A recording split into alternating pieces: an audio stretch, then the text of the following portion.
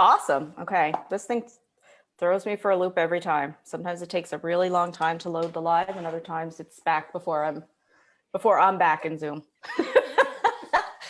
Anyways, welcome everybody. Thank you for joining us for our conversation series here with business and professional women of Greater Moncton.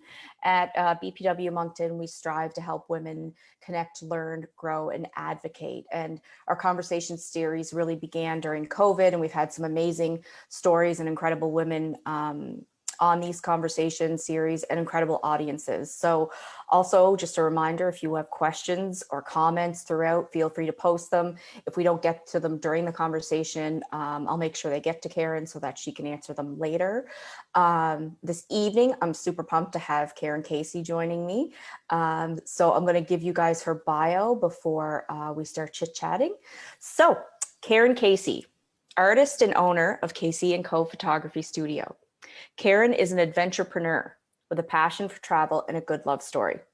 A bubbly goofball who's never spotted without a scarf, and she's wearing one today. She works hard to capture the love, memories, and moments of her clients. She's an obsessed dog mom who loves to go for runs so she can eat as much cake as she wants. She's newly married and is always smiling. So please help me welcome Karen Casey. Thank you, Karen. Good day, good evening. Whatever it is. Whatever it is right now. So I was really interested in having a conversation with you because as we've talked about 1,000 times and as it keeps getting talked about all over the place, is COVID has really had a disproportionate impact on women. And there's also been obviously a disproportionate impact on certain industries, and they're having what's called the K recovery, where some industries are really performing well and continuing to do so, and other ones are kind of struggling. So whether it be hospitality, food service, tourism, things like that. So you are a photographer and travel agent. Yep. So both of the industries you operate in really kind of are in that struggling part. So I wanted to really sit down with you and find out, like, can you give us, if you can get back in your time machine and take us back to March 13th when the whole world shut down. So, and kind of just thereafter, like without giving you too much trauma, can you tell us what that was like from your experience? Kind of give us a bit of flavor as to what that was like and what you went through at that kind of point in time. For sure. I mean, I don't have to go too back in my time machine because Moncton went into red today. So, but realistically, back then in red, everything was shut down. So I had to close my studio. But the big thing at that time that caused me a lot of anxiety and stress was the travel agency, because it was a worldwide pandemic. Nobody could travel anymore. And we had to cancel everybody's flights, everybody's trips. So that at the time was kind of crazy, canceling people's destination weddings, which is the big part of my business, is people's, I go with them to photograph their destination wedding. But looking at it now, like it might have had a few months of like, oh my God, this is crazy. But I definitely had to be able to stay in business, had to pivot and change things around pretty quickly. Because my studio was closed, there was no more income coming in from the travel company as well. So being able to offer like a product, a big thing at the time was product photography, because everybody wanted to bring their stuff online. And be able to sell. So that kept me busy for quite some time. And that crazy. Was that kind of like a shift for you though? Because obviously, like you said, weddings were a huge part of what you did. So that was kind of your, your bread and butter, I guess, for the most part when it came to photography. So was it weird for you as a photographer to shift gears? Like, did you feel a little bit uncomfortable at first, or is it something you were kind of doing anyway? So it just kind of was dusting it off, or? It was mostly dusting it off. I had done it for quite some time, but it's not something that was like in high demand at the time. So I would do it for a lot of e-commerce sites. So some like flyers and things like that for like big companies I had done throughout the years, but it wasn't as popular as the rest of my stuff, like headshots and weddings and things. So it became just like a shift, and I had to do a creative mindset to be like, okay, what are these tools that I have in my back pocket that I could use now that I don't need to photograph people. So that Right. was really my shift, just being able to creatively like just do a switch and not go panic and shut down and lock myself in a room. Yeah, yeah. So essentially, kind of 2020 was kind of obliterated, though, right? From like a business standpoint of what you would traditionally had booked. Like Yes. all that stuff kind of just went. So the travel company at this point is kind of like on the down burner for now. I mean, the travel industry will boom up, there's no question, Mhm. when this is all done, because we're all wanting to travel so badly. So I know that it'll be a good business once we can get out of this. Photography wise, I have to be very grateful because I do have a great um, like a great support system through all my customers throughout the years. That, you know, Mhm. the first project that I did when this all set out is I did the porch project. Went Yes. around and I donated money to 3 different causes. So that was just getting me out to the in the fresh air and being able to use my camera. 2020 was definitely not the best year for me. There's no question, but it wasn't like the the worst. So Right. my first year is probably my worst year. So I did better than my first year. So to me, I So it was all good. so it's, you know what, it's not so bad. Um, so I did it was a shift. So like instead of having like say 15, 20 weddings, I did Mhm. 9. Okay. Um, So so I some of did them did actually continue on with their weddings and. right. So everything was really small scale. So there was Mhm. no 10, 12-hour days, but it would have been a lot of elopements and a lot of like very intimate weddings, which were Right. super fun. And I have to say that every wedding I did this year were completely different than anything that I've ever done before. And so many Mm. levels. I have so many stories that Any just you one. want to share? Yeah, yeah. So there's a good one. I was sharing it with a customer on the weekend, but and I have to say this bride was absolutely amazing because if I was in her shoes, I would have been chaotic. There's no question. So they were supposed to get married on a Saturday. It was Mhm. within the fall. And the Friday at midnight, we were going into orange, which Oh. meant going from yellow to orange meant that she could no longer have her wedding that she had planned. And this is Friday at 2:30 when they do their announcements kind of thing. So Mhm. I get a call maybe a half an hour later saying, so they're getting married today. And if we do it before midnight, they can have their wedding. And if not, they can't get married. And I mean, Because it would have been a small wedding anyways, even in yellow. right. So it Mhm. wasn't, we're not looking at like 200 people here. Yeah, yeah. But I mean, at this point, you already have your cake done, everything. Mhm. Everything's set to arrive tomorrow. 12 hours before the wedding. Like, this is kind of crazy. So, you know what? I packed up my stuff.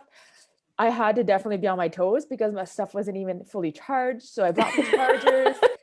I have to say it was the wedding that I was the most like if you want to talk about like troubleshooting, like Mhm. I mean, there's not a minute that these brides would know that Yeah, that anything's happening. Yep. no. Mhm. But in Meanwhile, in my your head, you're panicking. I'm going, okay, so I'm gonna plug this battery in here. And I got like so and everything was perfect. It was great. We had a great evening. Um, we went from having like an outdoor wedding in the middle of the afternoon to having it at 8 p.m. in a barn. So for a photographer, if you're a natural light photographer, you would have struggled for sure because there was no light. Yeah, there's no light. So I definitely had to like bring some artificial lights in there, and but all the tools that I had learned over the years came in handy, and I actually really enjoyed the adrenaline rush of all that. And I think that's what I miss the most from my like hospitality days Mm. is the adrenaline rush of so I got there was yeah, every wedding this year was definitely something different. I will always remember. So, like, did you find the vibes for these weddings different in a like marked way, or did they kind of seem similar, just smaller, or kind of? There were Did you find that there definitely was any kind of COVID impact, I guess, in that sense? definitely so super small. So some of them, um, one of the weddings was in a different zone, so I wasn't allowed to take off my mask at all, and I wasn't allowed in the church. So I had to wait for the bride and groom outside, and it was just Mm. them and the priest and their two witnesses, and then we did our thing. So there was all kinds of different things, but at the end of the day, it was still an awesome day. So Mm. we still got some great Less photos. people getting in your way with iPhones and Yeah, because that's a big thing now. The iPads. It's not even an the iPhone. Now it's iPad. like these Yeah, they big got the big iPads. iPads. Yeah. Um, and just the fact that everybody kind of embraced the fact that they know that COVID is nobody's fault. So Mhm. everybody is very lenient and laid back, especially the Yeah. ones that did got married because they knew they had to. They had to.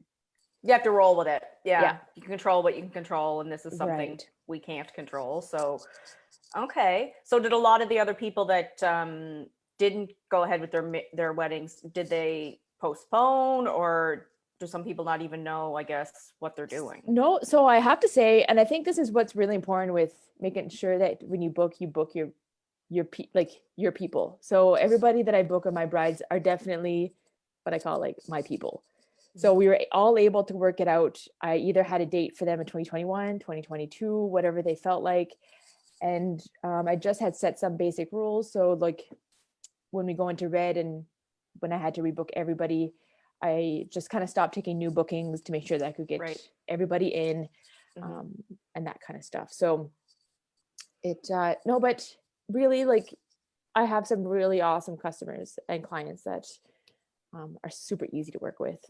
That made my life a lot easier during a crazy time. Yes, Yeah. absolutely. So are you seeing, I guess now, are people booking more stuff now for in the future? Like, what is that looking like? Like, do you see a light at the end of the tunnel of kind of, you know, from complete shutdown and unknown to, are people feeling more confident to book their weddings now?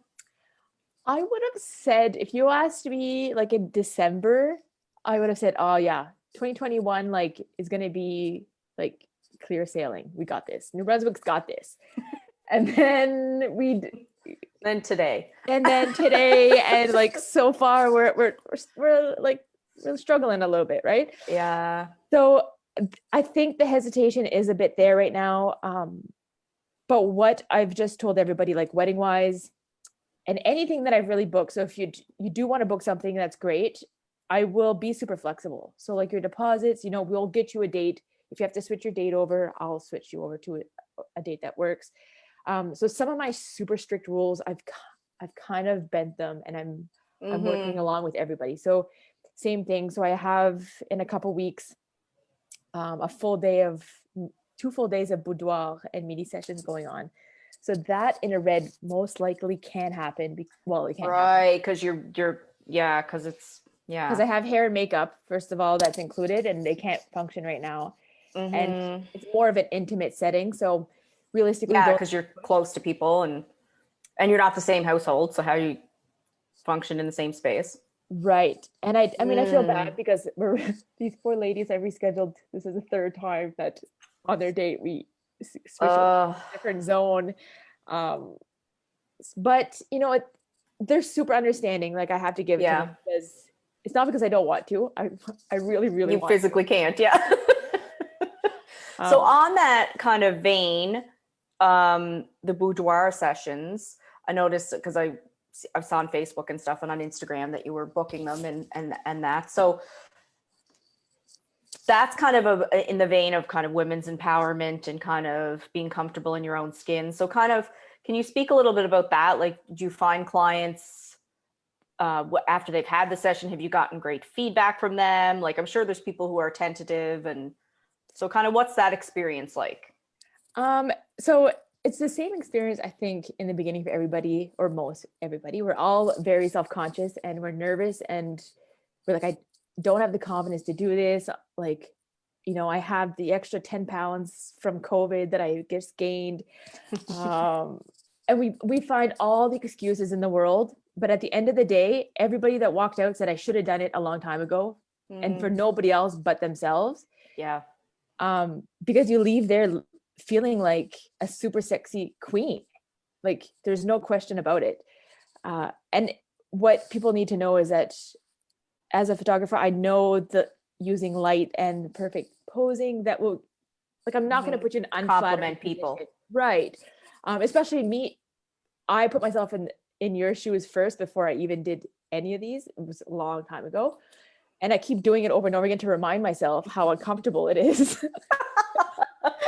And I can say that right now I'm probably at my heaviest. And I recently just did some self with remote photos of myself. And, you know, being at my heaviest, and I'm trying to put out there that at any size, like, it doesn't matter what you're feeling. Because I mean, I'm not feeling the greatest at this particular moment. I've been eating all the cake and not running. Less than the running, more on the cake. Yeah. So, but knowing that if I have all the perfect positioning and, you know, the outfits and everything and the The lighting and all that. lighting, Yeah. I can make myself or anybody feel like a super goddess. So I definitely tell people that are hesitant to just book it and just do it. And worst case, you just have the photos for yourself at the end of the day. It's not something that you have to share on social. It's not something that. No, it's true. Yeah, you don't have to share them with anybody, and you could do it, like you said, for yourself. It doesn't have to be for a partner or anything. It could just be for your own kind of confidence boost. And I know too, I saw one of your posts that says too, it doesn't have to be all about lingerie. Like, so that's right. Like a sports jersey that you like or whatever, that it doesn't have to be, you know, just lingerie focused. But I mean, people use the word boudoir and I think they automatically assume that vibe. Right. But I've had some really cool shoots, and sometimes I can't always share them, but that they brought in their like husband's superhero t-shirts, and that, you know, we put in some like fog, like smoke. Oh yeah, to make it like a scene. And and you like know, a and like superhero scene. Right. And they're just in their underwear and like the cute little, like the husband's like oversized t-shirt. And so it could really be anything. Could be even I did one recently and it was just like a winter fur coat. So nice like bra and underwear and a fur coat. So the possibilities are really endless. Cool. I think it's neat though to kind of give that gift, and like you said, in terms, and I mean give the gift to yourself of having the session done, and kind of like you said, where the general feedback has been we should have did this sooner. Yeah. Or for how uncomfortable it is, like for people to come back and be like, I should have did this a long time ago. And the importance is like you need to pick a photographer that you're comfortable with too. Yeah. So, it has to make sense. Yeah. Right. So I mean, if you're not comfortable, I mean, maybe I don't recommend working with a male if you're not like. If that's not your right. If that's not vibe, your vibe. So you really need to make sure that you're really comfortable with yourself and the photographer that you're working with.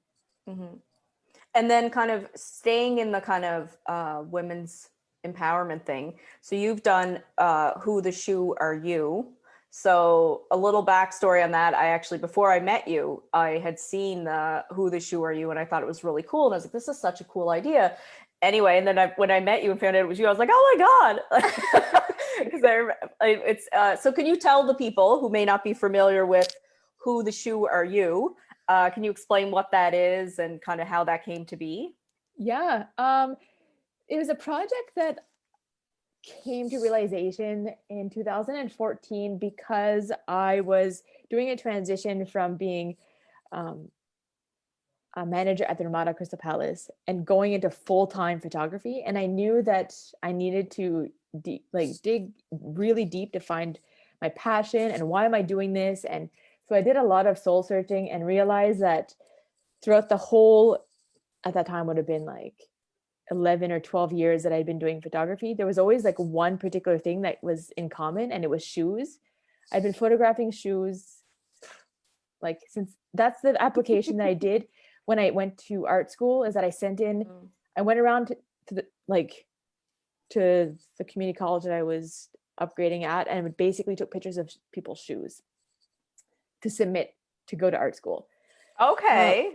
So when I think about it, it definitely goes way back further than just the event. But the event itself, I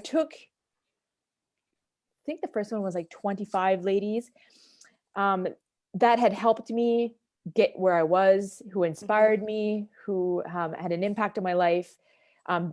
Some people might have not known me as well as I know them. So like I could have been Right. following them, let's say. Creeping them on social media. Yeah. Or like somebody for like, so one of the perfect examples is I live in the North End, and when we had the Justin Burke situation, Oh, yes. Yeah. a female cop Mhm. that had got shot, and it's literally in my neighborhood. So to me, she was a hero. Like she was a hero to me, but I'm nobody to her. Right. So to me, she was one of my ladies in my second Who the Shoe. So ladies like that. So when I say they don't know who I am, it's more on that terms. Like I know who they are because they've been out there, but they might not know who I am. But I picked all kinds of different ladies and photographed their shoes, and their shoes would tell a story. Mm-hmm. So people came in, there was a shoe fashion show. And while the action was all going on, you had to decide whose shoe went with whose photo. Right. And all that was to raise money for different causes. Mm-hmm. So the first year, it was a young lady who had come into my life, and she was like 24 years old, and she had cervical cancer, and was told that she had just been married a month and she would never be able to have kids. And she was contacting me just through, like, we didn't know each other, so it was really like faith when you connect with somebody for a reason. And I really felt that her connection with me was for a reason. And she wanted me to photograph a photo for her to be able to tell the world that they were pregnant, but she's not pregnant because they had got a surrogate. Oh, Which I thought was super cool. I didn't even that's know we could do cool. it in Canada. Like, we don't Oh. talk about it, right? No, we don't. So, and I mean, full surrogate. So she had no eggs, no nothing. Like they had to go get someone's eggs and then have like the tummy mummy basically, and Mhm. and do all that. So, and that process is so expensive because Yeah. in Canada you can't do it. It's not like It's like not covered under insurance or whatever. right. And in the States you can do it as a business, but here Oh, it's okay. Right. But here it's public health care. yeah. So I helped her. The funds went to her to be able to help her through that process. That's cool. I know. So and we've stayed in touch over the years as well, and that's fun. And then the second year, it went to a young girl who wanted. Well, actually, the second year I was able to give 2 grants out.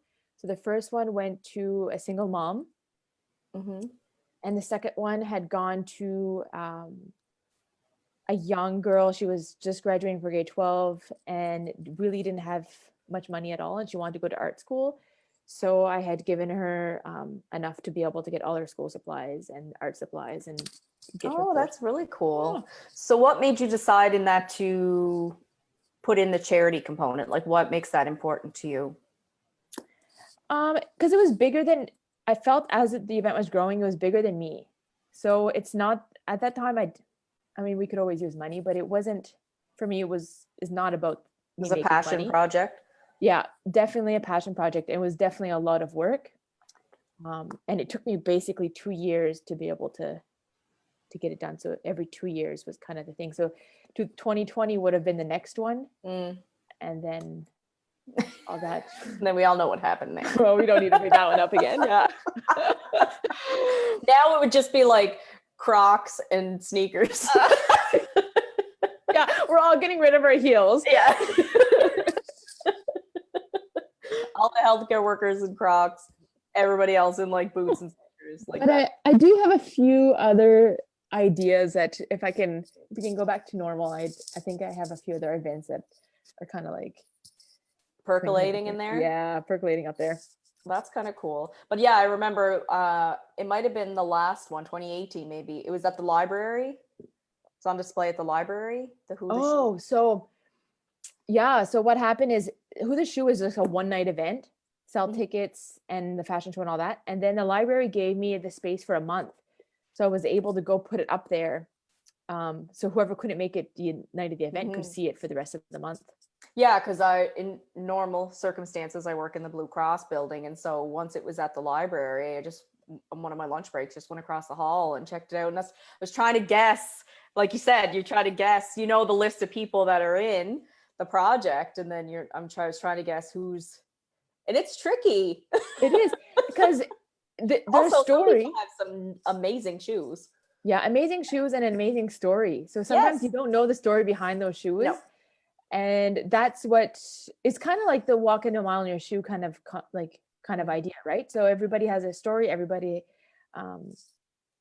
Yeah, but I just thought it was kind of a really cool way for women to tell their stories, because a lot of times women are so shy about those kind of things and don't really, there's always the talk about take up space and use your voice and stuff, but sometimes women are more reserved or polite or shy or whatever it is you want to say.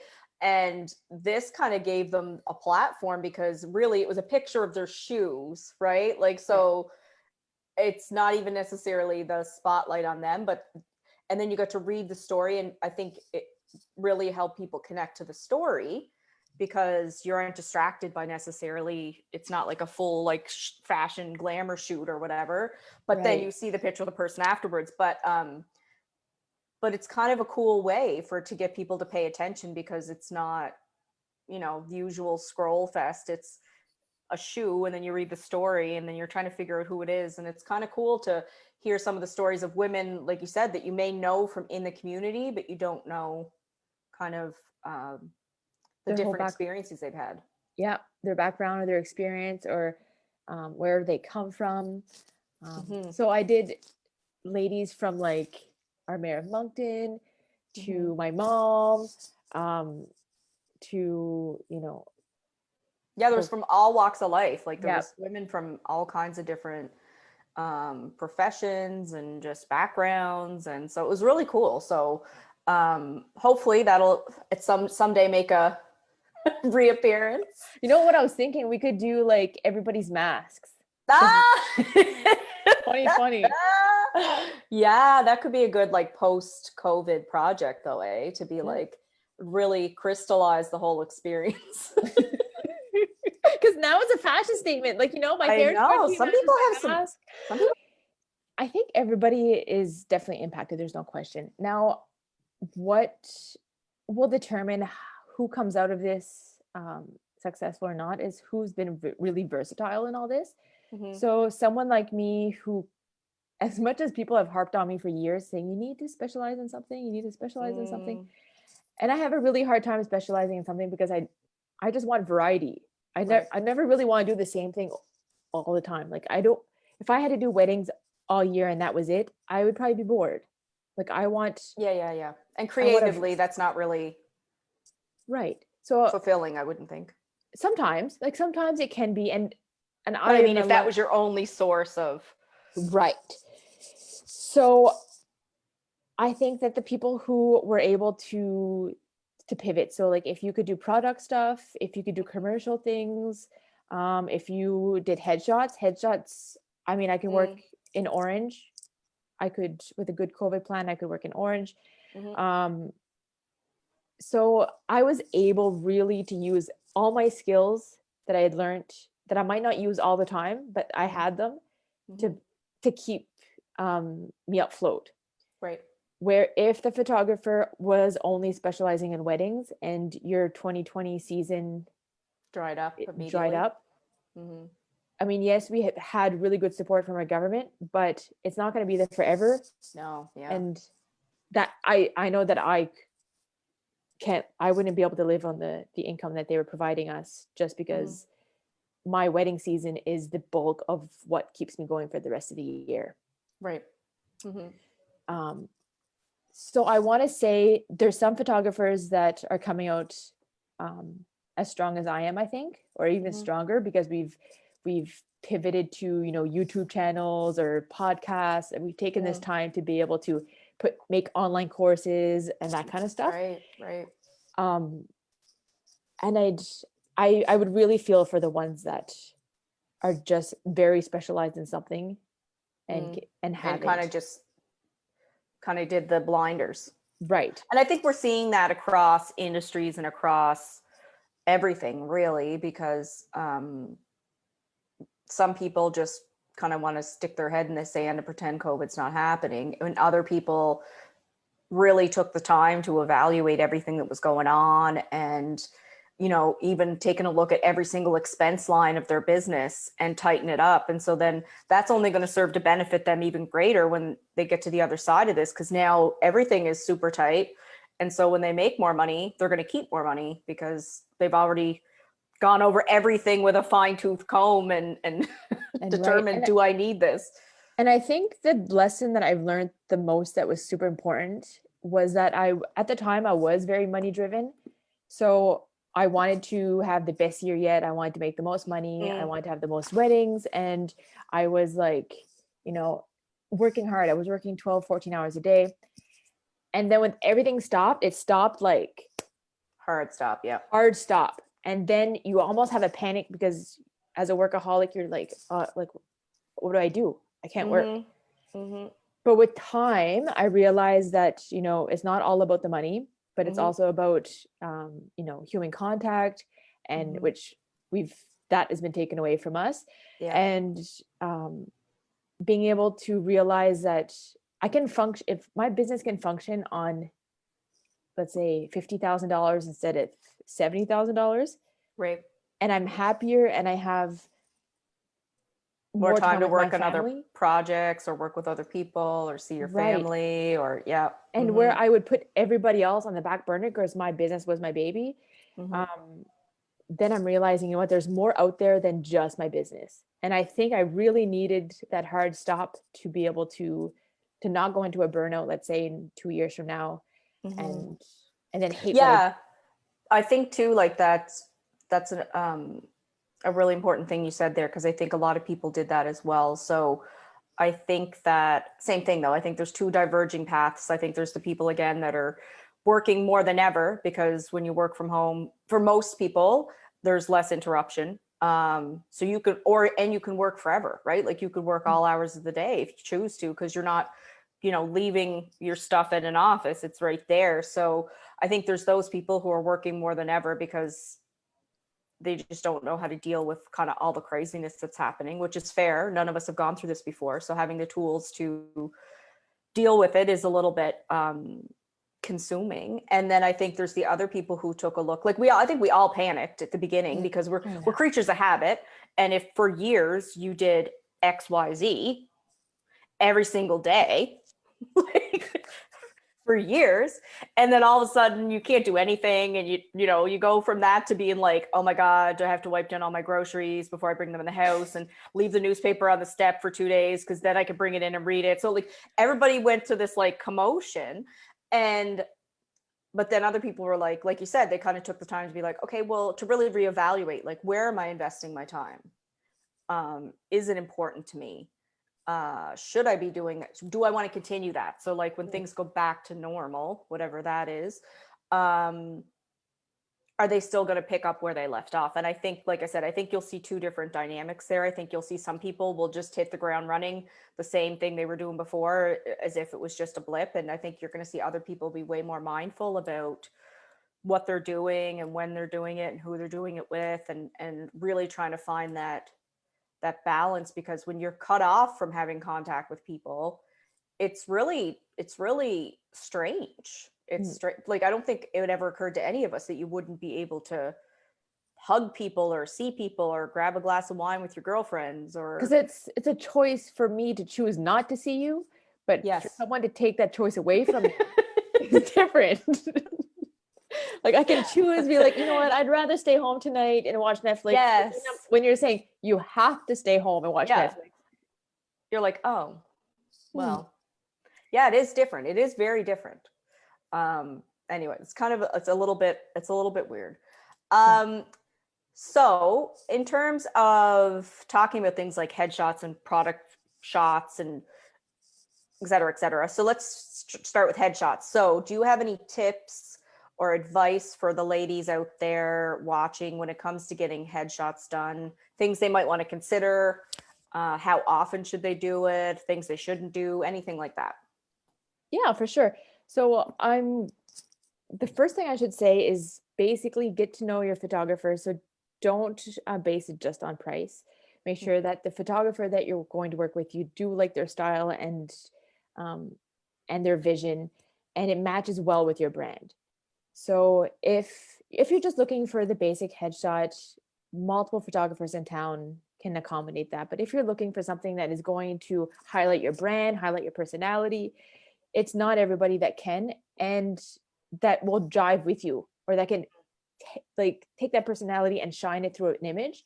Mm-hmm. So I always get a consultation with each person first, find out, about their business, who they are, what do they do, important things like you might not know, but like their favorite color, Right.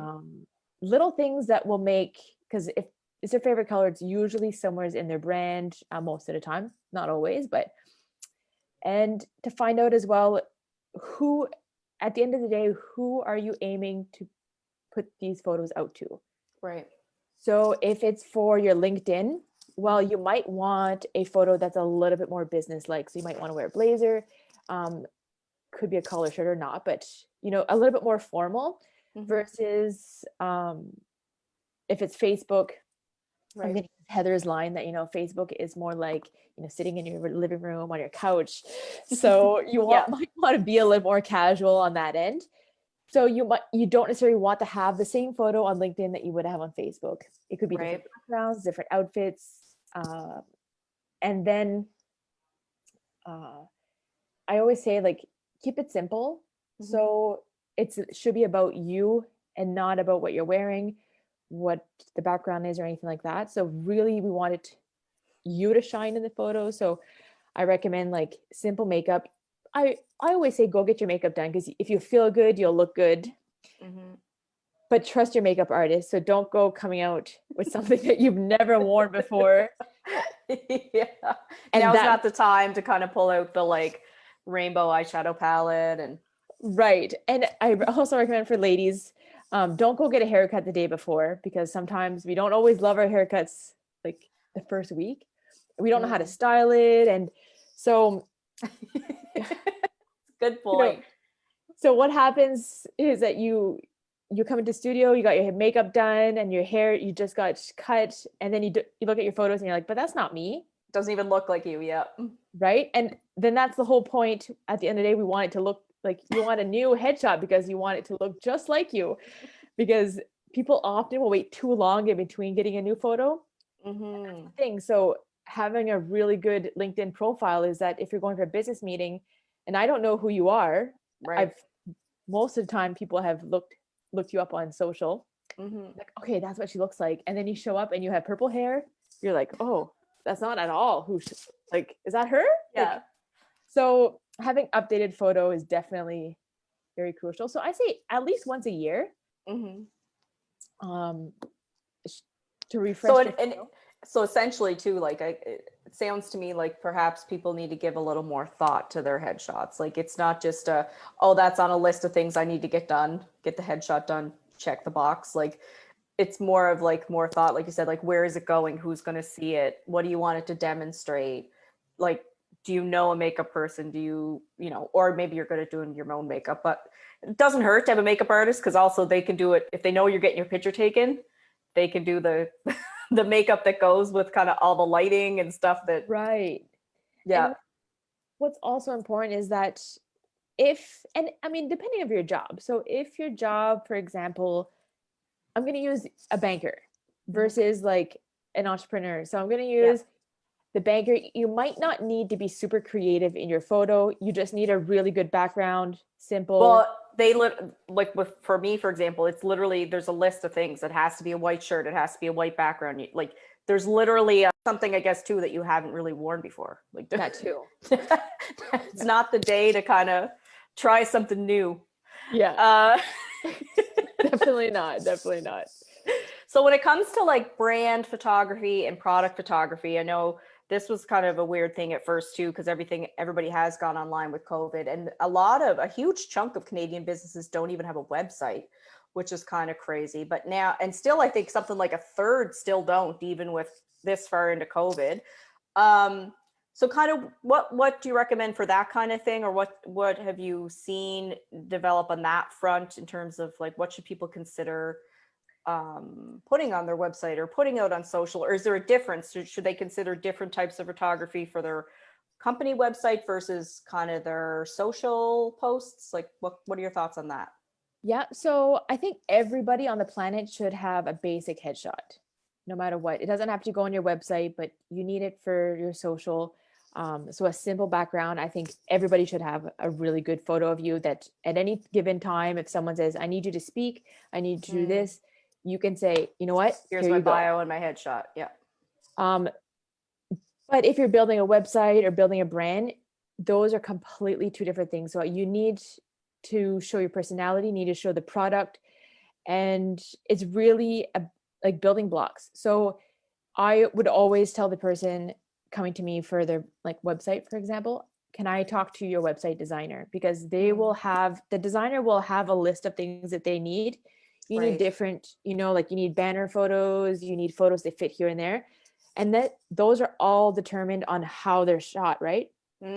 So then going into the photo shoot, I know I need 5 horizontals and 4 verticals, and then I can plan them out. If you just, some people can just wing it, but the chances of you wing it, you need to be a really good at what you do. And I mean, the only really times that I've I just winged it were with people who were marketers. So they already knew in their head what they were looking for. Were doing. Yeah. But the average person don't know. So they come to us to know. And it's just, it's more than just usually a session. It's really a building of a whole product, of a whole package. And I think you need to kind of, same thing, you need to surround yourself with that expert advice. And so you need to trust in your website designer and your photographer, and you need to have your experts work together. Like you're saying, like you need to put them in touch with each other, because it's going to make your life less complicated as the business owner, because you can focus on running your business. But it also makes your life less complicated because you're not going to spend a whole day going through a photo session and then find out you only have 2 photos that are going to work on the website that your designer designed. So it's kind of like just make it easy for everybody. Yeah. Because as well, like when you're building a website, you're thinking of like colors and those kind of things too. So if we're talking about having, let's say, teal everywhere and your site's black and white. So we unify everything together is usually the best.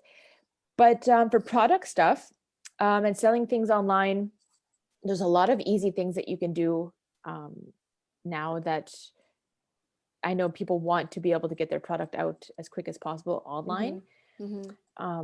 So there's all kinds of different devices and things that you can set up, just to be careful when you're setting up lighting to be able to highlight your product.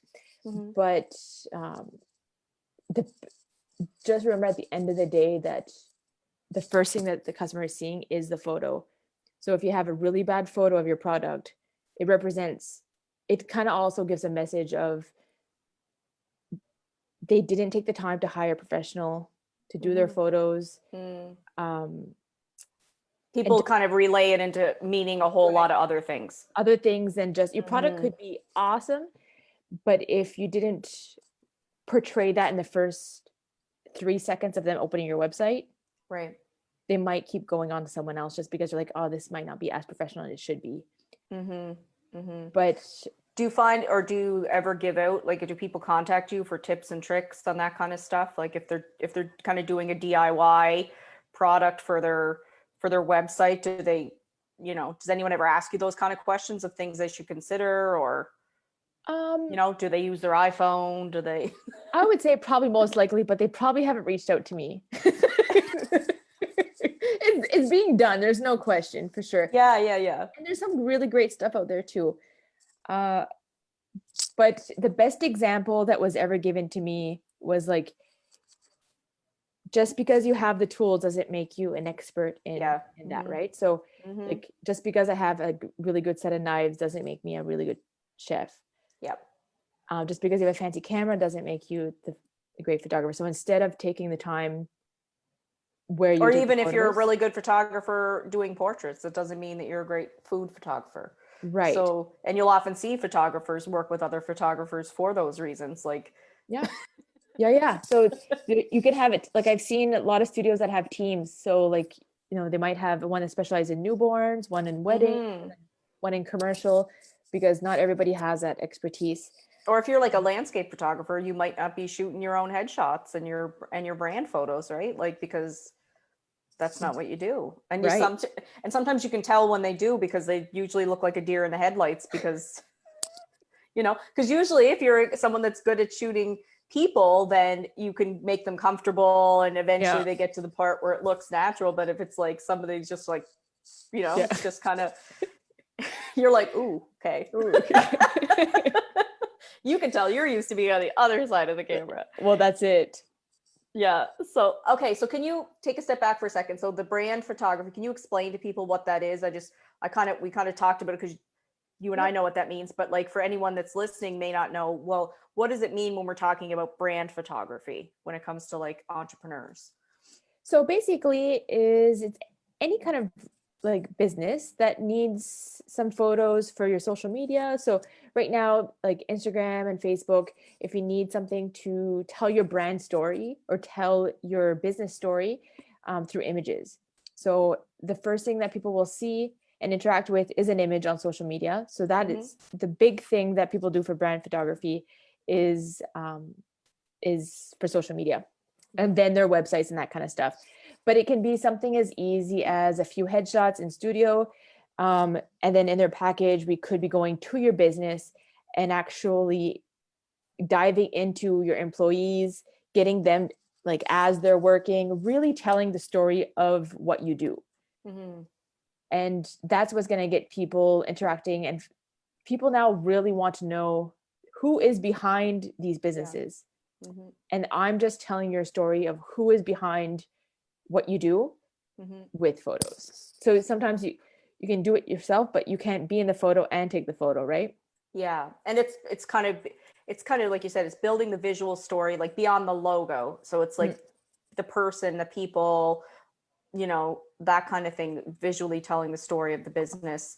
And obviously if they have their brand and logo, then like you said, you can incorporate those kind of color hints in the photography. So you do see some businesses that do a really good job of that on social media, that their branding colors are always incorporated in somewhere in the photo. Or you'll see even that somebody decides to, like, their favorite color is usually in whenever they're showing themselves in their social media, that favorite color is somewhere. So it's kind of just those little things that kind of ties everything together. So it's kind of neat that way to help build, bring a brand to life by demonstrating. And what can also be done is a lot of brands will work on these campaigns.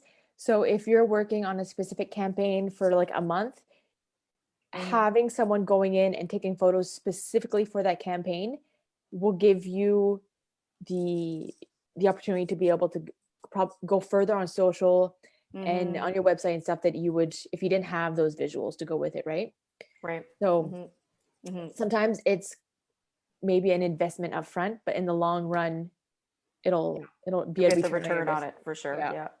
And there is a growing, which I think everyone has seen, regardless of where you live, is the sentiment behind supporting local and making sure that when you're spending dollars during COVID, that you're trying to direct as many in your community. So these are great ways, like having a website, being on social media, showing your brand, like having your brand personality demonstrated through visuals.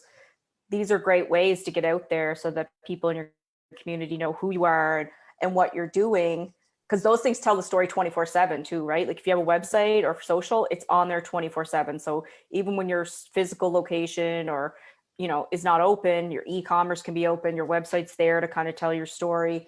And so it's important for those things to look good and for them to represent who you are and who your business is, because those are the things people are searching, right? Like if I've said it before, like when I talk to Heather about digital marketing, like if I'm someone in Moncton and I type in like, fence builders Moncton, if you don't have a website, I don't know you exist, right? Because sometimes there's things people get in a one-off, or even just suddenly come into like, everybody's all about knitting or all about painting their house or all whatever it is, right? Because everybody's stuck in the house, so they're taking up all these new hobbies and whatever, or projects.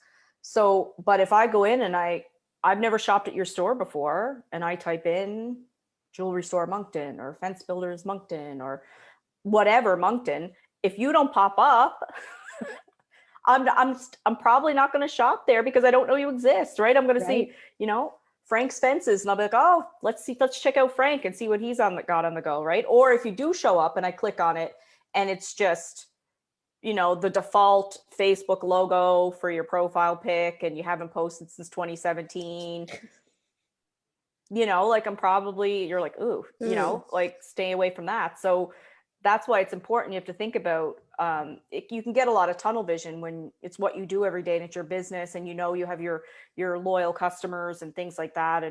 But you have to take a step back and think about someone that knows nothing about you.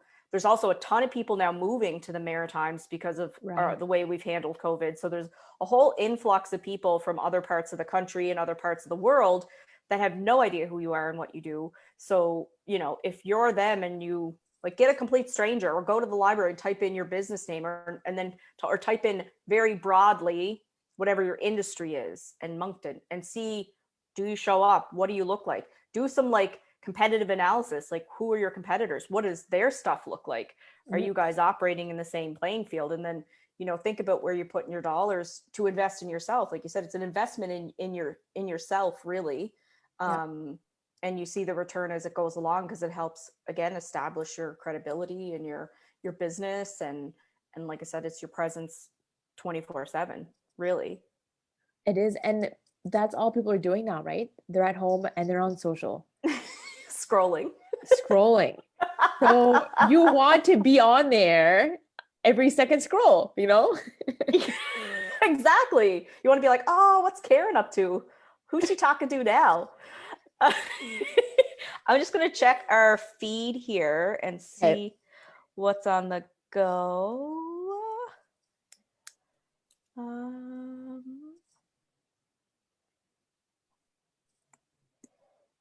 Any recommendations on colors for headshots? So it varies for every person. I would say black is always an easy go-to. So for everybody. So we all probably have something, at least one piece of clothing, black, that we're comfortable in our closet. So I say bring it. And then the other piece, something completely different. Right.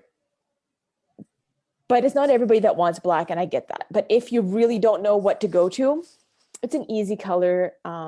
It's really classy, and it looks good on everybody. That's true. Yeah. And sleeves, big thing. Sleeves, yep. Yeah, I always recommend having sleeves. But it depends really on your style and what you're looking for at the end of the day. So and that's where the consult comes in, like, what are your brand colors? What are these for? And I think too, like, just the idea of being comfortable bringing an alternative with you, like one or two alternatives. Like maybe you're wearing this and you think it looks good, or you're not sure. Well, just bring an extra one or two tops with you that, so that way you have it there with you so you can change really quickly if it's not working out. Like, because if, you take a couple of shots and you're not feeling it and you're showing them on the camera and they're not feeling it, well, then maybe you switch the shirt and all of a sudden everything changes, right? And I always tell people, if you feel comfortable, send me a few photos of it set up, like your outfit. Oh, the outfit. And bring 2 or 3 options. I always say 2 or 3 options no matter what. And that way we have something to work with. One of the 3 has to work. Right. Definitely. So it's been almost an hour. Can you believe it? We didn't know how long it was going to go, and we've just been chatting away. I do want to talk about ArtQuest for a second, though, because we're launching 2021 tomorrow. Do you want to kind of give a little blurb about what that is? And sure. Yeah. So I am a co-founder with What is Audie. We are both 2 photographers, and we have a business called ArtQuest Photo Tours and Workshops. And it's for like-minded people who just love the art of photography. And we have different kind of components, but what we're launching again this year is our membership. So this year we have added an online component where you're just an online member. And then we have 20 like signature members that we've chosen, that have a bunch of different things that are included throughout the years, like exhibits and evaluations and that all that fun stuff.